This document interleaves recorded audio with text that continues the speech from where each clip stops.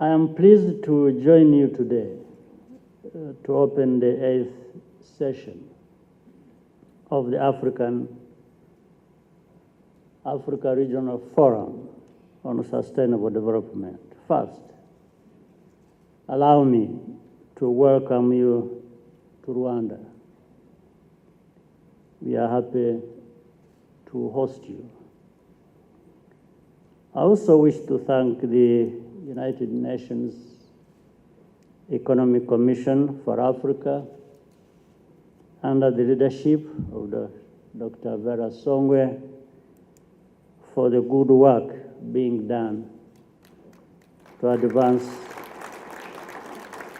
our continent's development. Over the years, Africa has made significant progress to tackle socio-economic challenges. However, the COVID pandemic has slowed development gains,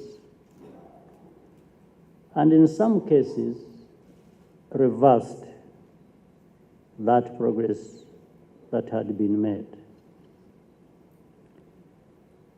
But we have to look for the silver lining in this crisis.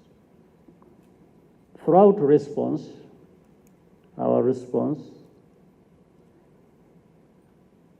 we can build an Africa that is greener and more resilient with the Sustainable Development Goals and Agenda 2063 as our blueprint.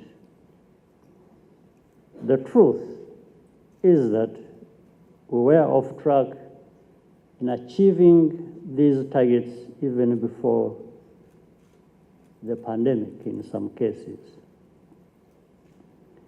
Instead of being a setback, pandemic response and recovery can be used as a springboard to speed up progress and innovate smarter ways to invest in human capital development. Allow me to mention 3 specific actions for your consideration. First, Africa must build mutually beneficial partnerships to strengthen its capacity to manufacture vaccines and pharmaceuticals.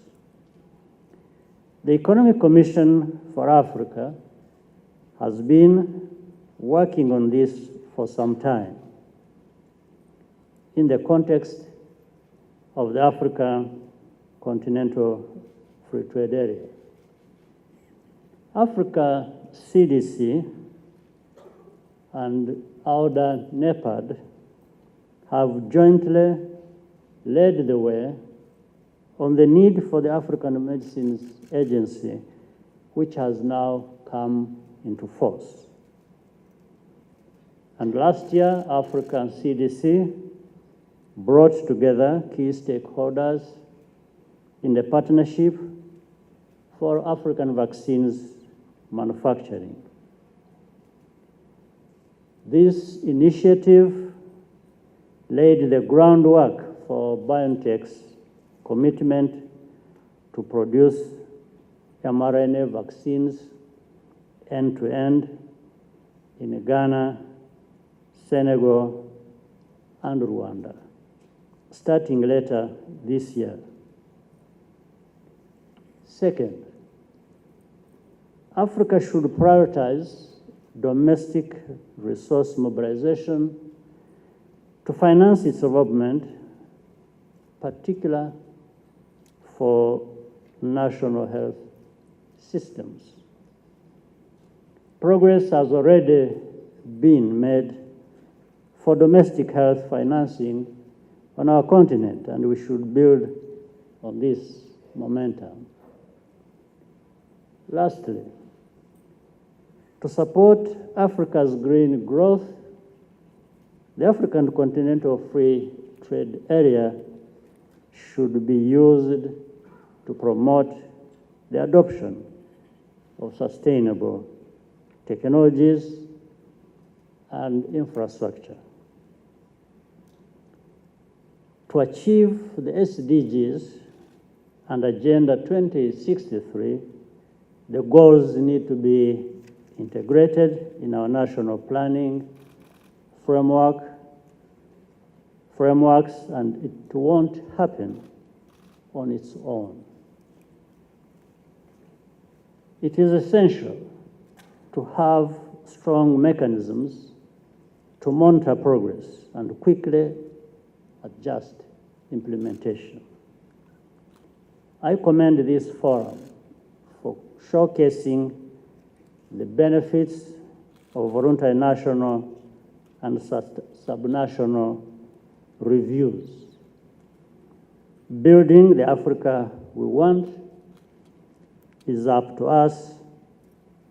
We have to own and lead the process and support one another.